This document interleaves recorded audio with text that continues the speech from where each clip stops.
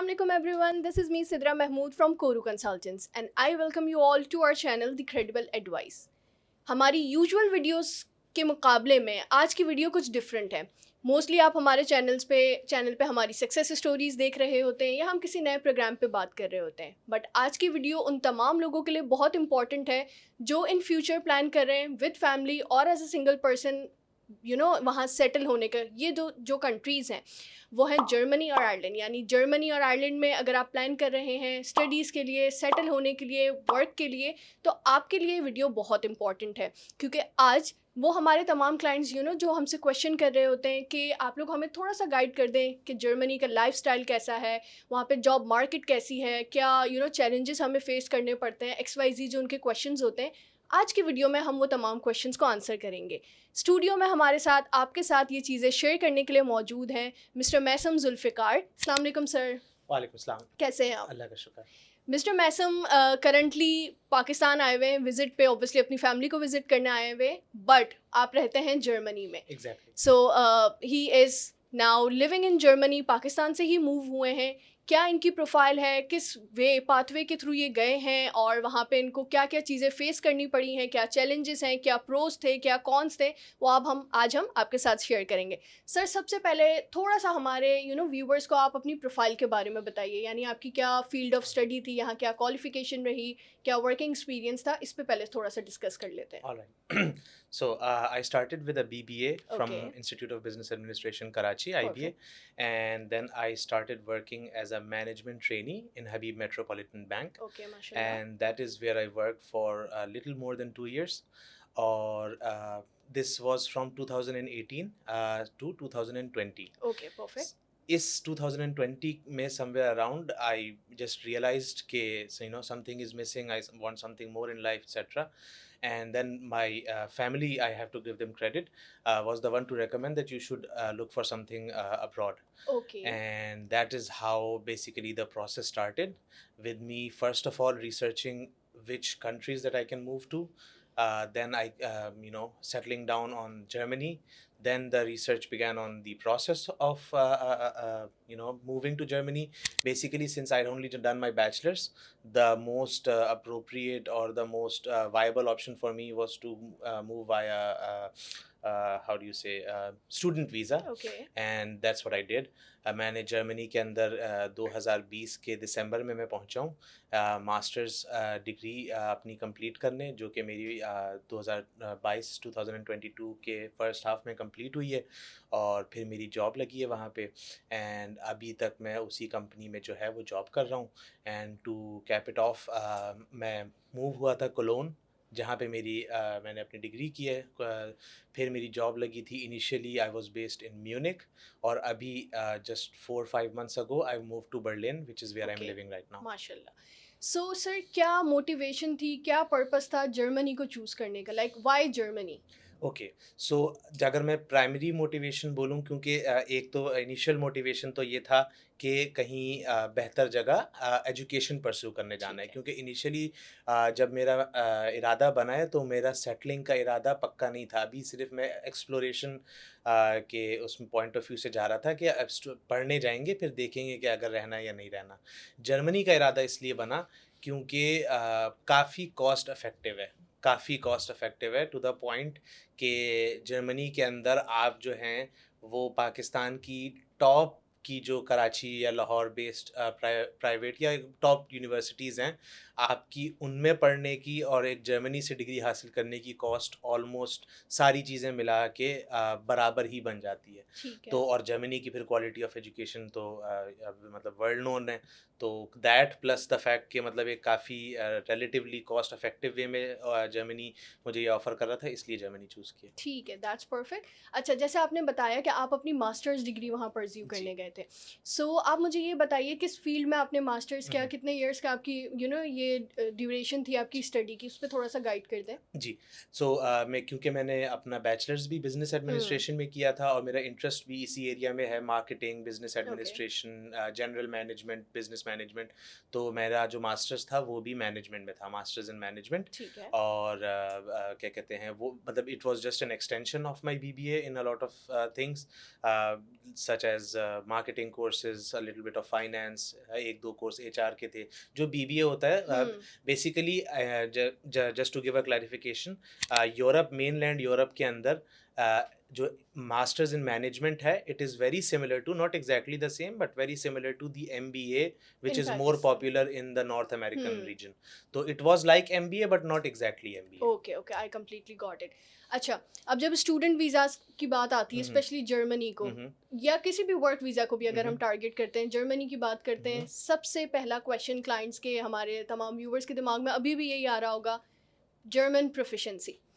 ये एक बहुत बड़ा एक हाइप क्रिएट की हुई है जर्मन प्रोफिशेंसी ने। लोग इसकी वजह से बहुत ज़्यादा बैक ऑफ हो जाते हैं, तो उनका माइंड कम्प्लीटली बना हुआ होता है जर्मनी की तरफ जाने का, चाहे वो स्टूडेंट वीज़ा हो, चाहे वो आगे किसी और प्रोग्राम की तरफ हो, बट देन अगेन वो बैक ऑफ हो जाते हैं जर्मन लैंग्वेज की वजह से। तो आपने यहाँ से जर्मन प्रोफिशेंसी हासिल की या वहाँ जाके की, और अगर की है तो किस लेवल तक, ये आप थोड़ा सा गाइड कर दें। ठीक है, ये आपने एक्चुअली बहुत अच्छा सवाल किया है, क्योंकि ये एक वो चीज़ है जो आपको मल्टीपल फ्रंट्स पे जो है वो आपके सामने आएगी। तो मैं दोनों बातें कर दूं। नंबर वन, कि ऑब्वियसली अगर आप एक मुल्क में जा रहे हैं तो उनकी अगर आपको मुकामी ज़बान आती होगी तो आपको हर मोड़ पे उसका फ़ायदा देखने को मिलेगा, इसमें कोई वो डिनाइल वाली बात नहीं है। लेकिन मैं उन लोगों को ये स्पेसिफिकली टारगेट करके बोल रहा हूँ जो सिर्फ़ और सिर्फ जर्मन ना आने की वजह से डिमोटिवेट हो रहे हैं, कि जर्मनी के अंदर जो है वो, पहली बात तो मास्टर्स डिग्रीज़ जो हैं वो फुली इंग्लिश में ऑफ़र होती हैं। और इवन आपको जो वीज़ा प्रोसेस के लिए भी, अगर आपकी ऐसी डिग्री है जो फुली इंग्लिश में है, क्योंकि वो मेंशन्ड होता है, तो वीज़ा प्रोसेस में भी वो सिर्फ आपसे इंग्लिश प्रोफिशिएंसी मांगते हैं, which you can submit in the form of IELTS और टोफल, लेकिन वो मांगते भी नहीं है जर्मन प्रोफिशिएंसी। और आप मैं अपने पर्सनल एक्सपीरियंस से बता दूं कि क्योंकि आप जाते हैं तो ऑब्वियसली आपके एक नेटवर्क बनता है, आपके दोस्त बनते हैं, लोकल दोस्त बनते हैं, दैट प्लस द फैक्ट कि आप जब एक जगह लैंड हो जाते हैं तो भले आपको सेंटेंस बनाना ना भी आए, लेकिन आपको वोकेबलरी थोड़ी बहुत आ जाती है, फ्रूट्स के नाम, सब्जियों के नाम, रोड को क्या बोलते हैं, चलने को, भागने को। तो कहने का मकसद ये कि स्टूडेंट लाइफ आपकी जो है वो बग़ैर जर्मन आए निकल जाती है आराम से, बग़ैर मुश्किल के। अब आपकी ज़िम्मेदारी ये बनती है कि पहली बात तो आप सिर्फ जर्मन ना आने की वजह से डिमोटिवेट ना हो, बिल्कुल ऐसा ही है।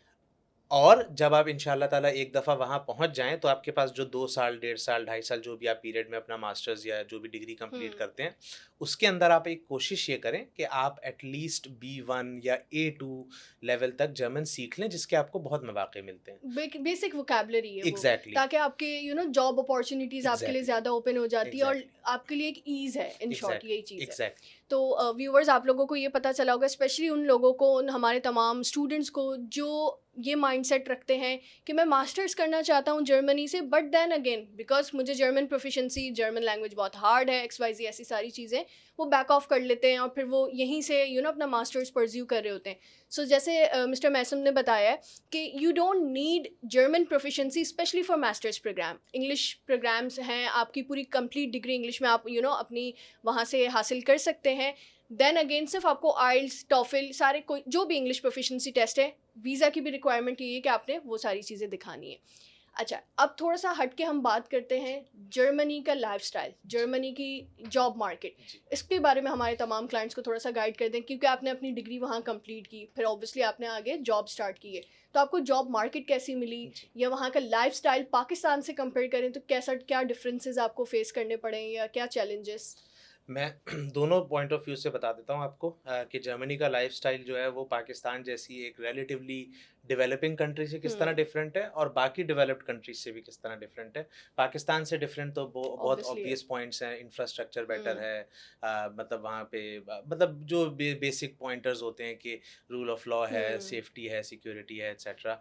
लेकिन बाकी मुल्कों से किस तरह डिफरेंट है, एक तो पहली बात, जर्मनी एक म्यूनिक को हटा के, म्यूनिक एक थोड़ा सा एक्सेसिवली महंगा शहर है, लेकिन जर्मनी इवन डेवलप्ड कंट्रीज़ के लिहाज से वहाँ का जो कॉस्ट ऑफ लिविंग है वो काफ़ी मैनेजेबल है ओके। हाँ, मतलब वहाँ पे इवन शहरों के अंदर आपको अपार्टमेंट्स रेंट पे जो है वो काफ़ी रीज़नेबली अमाउंट में मिल जाते हैं।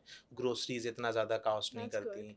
आपका अगर बाहर खाना है तो जो है उसके लिए मतलब आप बहुत ज़्यादा आपकी जेब पे भारी नहीं पड़ता। हुँ, और साथ में एक और चीज़ जो है कि क्योंकि Pakistan being a Muslim country यहाँ से बच्चे जाते हैं तो उनकी एक कंसर्न ये भी होता है कि वहाँ पे लाइफ़स्टाइल एज़ अ मुस्लिम किस तरीके से मेरा हुँ, इम्पैक्ट होगा।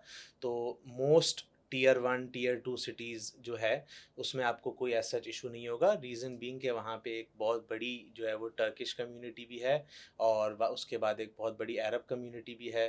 तो आपके हलाल फूड पॉइंट ऑफ व्यू से, आपके मस्जिद पॉइंट ऑफ व्यू हुँ, से जो है वो आपको टियर 1, टियर 2 सिटीज़ के अंदर कोई एज़ सच मुश्किल पेश नहीं आएगी। और जर्मन कल्चर इन इटसेल्फ भी जो है वो काफ़ी अकोमोडेटिंग और काफ़ी नॉन जजमेंटल किस्म का है। जर्मनी में सिर्फ़ एक चीज़ के ऊपर आपको जज किया जाता है जिसके लिए जर्मनी जो है वो ना सिर्फ़ पाकिस्तान, इंडिया में बल्कि इवन यूरोप, वेस्ट अमेरिका में जो है वो बहुत मशहूर है कि जर्मन्स बहुत शदीद किस्म के रूल फॉलोअर्स होते हैं। ओके। टू द पॉइंट कि इवन बाकी वेस्टर्न कंट्रीज़ के लोगों को भी वो बात थोड़ी कभी-कभार नहीं हज़म होती कि जर्मन्स किस हद तक के रूल्स फॉर जैसे एक बट देन छोटी-सी अगेन ये एक जी। फ़ायदे की हाँ, ही हाँ, बात है, आपके ऑब्वियसली। अपने फ़ायदे के बस लिए एक भी। ये एक ऐसा कल्चरल शॉक है हुँ, जो आपको बिल्कुल। मिलेगा, मैं उसके लिए प्रिपेयर कर रहा हूँ। हुँ, है तो ये बहुत फ़ायदे बिल्कुल की अच्छी बात बात। आपके लिए। हुँ, एक छोटी-सी मज़ाहिया मिसाल भी दे दूँ, जैसे जर्मनी जो है वो वाहिद मुल्क है जहाँ पे जो पेडेस्ट्रियन क्रॉसिंग होती है बिल्कुल। उसके लिए भी सिग्नल्स होते हैं, पूरे पूरे डेवलप्ड वर्ल्ड में सिग्नल्स हुँ, होते हैं। लेकिन आपको ज़्यादातर मुल्कों में अब रात के 2 ढाई बजे, 3 बजे जो है, वो उनको कोई फ़ॉलो नहीं करेगा, जो बिल्कुल पैदल ऐसे चलने वाले हुँ, लोग हैं। जर्मनी वो ऐसा वाहिद मुल्क है जहाँ पे मैंने खुद देखा और बहुत लोगों की ऑब्ज़र्वेशन है कि रात के 2-3 बज रहे होंगे, पूरी सड़क खाली होगी, लेकिन फिर भी जो पेडेस्ट्रियंस हैं, वो अपने सिग्नल के लिए वेट करेंगे कि ग्रीन होगा तो हम नाइस। क्रॉस करेंगे। तो ये एक बस थोड़ा-सा कल्चरल शॉक बोल लें या जो भी मतलब आपको फेस करना होता है। यानी एज़ सच आपको कोई चैलेंजेस कल्चर नहीं। चैलेंजेस नहीं फेस करने पड़े और कोई एज़ सच हर्डल्स आपके थ्रू आउट स्टार्ट से लेकर अब तक आपको एज़ सच कोई बहुत हुँ, हार्ड एंड फास्ट कोई आपको हुँ। चैलेंजेस फेस नहीं करने पड़े, नहीं, यही? एज़ सच नहीं। बस ठीक है। एक चीज़ ये हर्डल नहीं है, ये सिर्फ़ एक आप मेंटली प्रिपेयर होके हुँ, जाएँ कि जर्मनी के अंदर जो भी उनके ब्यूरोक्रेटिक प्रोसेसेस होंगे, आपकी वीज़ा एक्सटेंशन से रिलेटेड, आपका कोई भी जिसमें आपको किसी गवर्नमेंट इदारे से जो है वो इंटरैक्ट करना होगा, तो वो प्रोसेस जो है वो असल में लोगों को शॉक थोड़ा इसलिए लगता है क्योंकि उनको लगता है क्योंकि ये डेवलप्ड कंट्री है, हुँ, तो यहाँ पे हर चीज़ फ़ास्ट, फ़ास्ट, फ़ास्ट बिल्कुल। होगी। ये एक ऐसी चीज़ है जो उनकी बहुत पेपर बेस्ड है, उसकी स्पीड इतनी तेज़ नहीं है। तो इस चीज़ के लिए थोड़ा-सा मेंटली प्रिपेयर होके जाएँ, लेकिन आपको हर्डल्स वगैरह या चैलेंजेस कोई एज़ सच फेस नहीं ठीक करने है, पड़ेंगे। सही है। अच्छा, लास्ट क्वेश्चन, जी, जैसे कि आपने हमें स्टार्ट में ही बताया आप स्टूडेंट वीज़ा पे गए जी, थे इनिशियली, फिर आपने ये भी बताया कि आपने जॉब स्टार्ट की। आपका करंट स्टेटस क्या है वहाँ पे? जी। तो मैं करंटली जो है वहाँ पे ईयू ब्लू कार्ड के ऊपर ओके, हूँ। ईयू ब्लू कार्ड जो है वो एक वर्क परमिट का ही एक थोड़ा-सा आप कह लें प्रीमियम वर्ज़न कह लें। परफेक्ट। उसकी जो रिक्वायरमेंट होती है वो बेसिकली सैलरी स्लैब होती है कि हुँ, एक सैलरी बेंचमार्क से ऊपर की अगर आपकी जॉब लगती है, तो आप ईयू ब्लू कार्ड के लिए क्वालिफ़ाई करते हैं। अच्छा, ईयू ब्लू कार्ड के फ़वाइद वगैरह जो हैं वो मतलब मल्टीपल हैं। लेकिन ये है कि अगर आपने जर्मनी से अपनी कोई भी डिग्री कंप्लीट की है, तो उसके बाद आपको एक डेढ़ साल का जॉब सीकर वीज़ा आप एलिजिबल होते हैं उसके ठीक है, लिए। परफेक्ट। उस डेढ़ साल के अंदर आपके को एक अपॉर्च्युनिटी वो बेसिकली देते हैं, एक जॉब सीकर वीज़ा, जिसमें आप एक जॉब ढूँढ सकते हैं। अगर आपकी जॉब लगती है relevant to your domain, domain field. Exactly, हुँ, थैंक यू। तो आप उस वीज़ा को जो है वो वर्क परमिट या EU blue card which is also the work permit हुँ, उसमें कन्वर्ट करा कन्वर्ट सकते करवा हैं। सकते ठीक है। अच्छा, अभी ऑन ऑफ कैमरा जब हम बात कर रहे थे, तो मुझे जैसा आपने शेयर किया कि आपने वहाँ से डिग्री हासिल की, फिर वहीं पे जॉब कर रहे हैं। करंटली आपकी ऑर्गेनाइज़ेशन की बात करें, तो आपको खुद को अपनी ऑर्गेनाइज़ेशन में एक अचीवमेंट हासिल हुई है, एक आपकी सक्सेस स्टोरी बनी है वहाँ जी, पे। Being a Pakistani, it's an achievement for us as well, it's an thank achievement for you as well कि बहुत शॉर्ट स्पैन ऑफ टाइम में आपने वहाँ पे बहुत कुछ अचीव किया है और आपकी सक्सेस स्टोरीज़ इन ऑर्गेनाइजेशन हुँ, हुँ। पब्लिकली लोगों के साथ शेयर की गई है, उनको है ना अपने उनके मैगजीन्स में पब्लिश किया गया है, जो कि आप स्क्रीन पे भी देख रहे होंगे। तो उसके बारे में थोड़ा सा गाइड करें कि जी, आपकी क्या वो अचीवमेंट थी जो इस श्योर। तरीके से हाईलाइट हुई है? तो मेरी जो डिग्री है इट्स मास्टर्स इन मैनेजमेंट। बिल्कुल। तो उसके बाद जो सबसे ज़्यादा सॉट आफ्टर इंडस्ट्री होती है टू वर्क इन, वो या तो कंसल्टेंसी या कंसल्टेंसी रिलेटेड ओके। फील्ड्स होती हैं, and that is where I हुँ, वर्क इन मेरा रोल जो है बेसिकली वो पार्ट सेल्स और पार्ट मार्केट रिसर्च है, जो कि परफेक्ट, हम सर्विसेज प्रोवाइड करते हैं मैनेजमेंट कंसल्टेंसीज को, ठीक है। मेरी कंपनी जिसमें मैं काम करता हूँ। तो क्योंकि उसमें पार्ट सेल्स है तो वो टारगेट बेस्ड जॉब है, तो जिस अचीवमेंट की आप बात कर हुँ, रही हैं वो बेसिकली जो मेरा क्वार्टरली टारगेट था वो मैंने ओवर अचीव किया था, which is a good thing. तो उसके ऊपर जो है मेरी कंपनी ने अपने इंटरनल न्यूज़लेटर में बेसिकली ओके, एक माशाल्लाह। प्रोफाइल फीचर की थी मेरी। That's a huge achievement being a thank you. Pakistani in a very short span of time. अच्छा सर, आने वाले तमाम स्टूडेंट्स को जो अभी माइंड बना रहे हैं स्टूडेंट वीज़ा अप्लाई करने के लिए या कोई वर्क वीज़ा जर्मनी का अप्लाई करने के लिए, उनके लिए आपकी क्या एडवाइस होगी? मेरी एडवाइस यही होगी कि इस प्रोसेस में आगे बढ़ते रहें, रुकें नहीं। और क्योंकि मैंने खुद आज ज़ाती तौर पे आपका ऑपरेशन जो है वो विटनेस किया है, तो मैं ये रेकमेंड करूँगा कि कोरू इमिग्रेशन कंसल्टेंट्स से आप ज़रूर रुजू कीजिए अगर आप इस पाथवे में इंटरेस्टेड हैं, and I am sure you will not be like you will be very pleased. इंशाल्लाह, इंशाल्लाह। Thank you so much sir, आपने टाइम निकाला। ऑब्वियसली आपकी बहुत बिज़ी रूटीन होगी, फैमिली को विज़िट करना है, बट देन अगेन आपने अपना कीमती वक़्त हमें दिया, हमारे क्लाइंट्स के साथ बहुत अच्छी और डिटेल इन्फॉर्मेशन शेयर की। So thank you so thank much. You. सो आप लोगों ने देखा जैसे कि सारी चीज़ें आप लोगों को गाइड की गई कि पाथवे किस तरह से स्टार्ट हुआ था, अब किस वीज़ा पे हैं सर, और क्या क्या उनको चैलेंजेस फेस करने पड़े, क्या चीज़ें हैं जो सिर्फ एज अ मिथ आज तक आपके साथ शेयर की जाती हैं, बट इन रियलिटी अगर बात की जाए तो ऐसा कुछ भी नहीं है। सो अगर आप स्टूडेंट वीज़ा अप्लाई करना चाहते हैं या आगे वर्क वीज़ा की तरफ देखना चाहते हैं, तो आप लोगों के लिए बहुत ओपन प्ले ग्राउंड है, आप लोग अप्लाई कर सकते हैं, कोई हर्डल्स नहीं है। जर्मनी कोई ऐसा मुल्क नहीं है कि जिसमें आपको बहुत वास्ट डिफरेंसेस चैलेंज फेस करने पड़े उसके। सो आप बिल्कुल अप्लाई कर सकते हैं, हमसे कंसल्टेंसी ले सकते हैं। तमाम काउंसलर्स का नंबर नीचे डिस्क्रिप्शन बॉक्स में मौजूद हैं, जो भी क्वेश्चन कंसर्न्स हो आपके, वो आप हमसे डिस्कस कर सकते हैं। इंशाल्लाह नेक्स्ट वीडियो में मिलते हैं किसी नई सक्सेस स्टोरी के साथ या किसी नई मजीद इन्फॉर्मेशन के साथ। तब तक के लिए अल्लाह हाफिज़।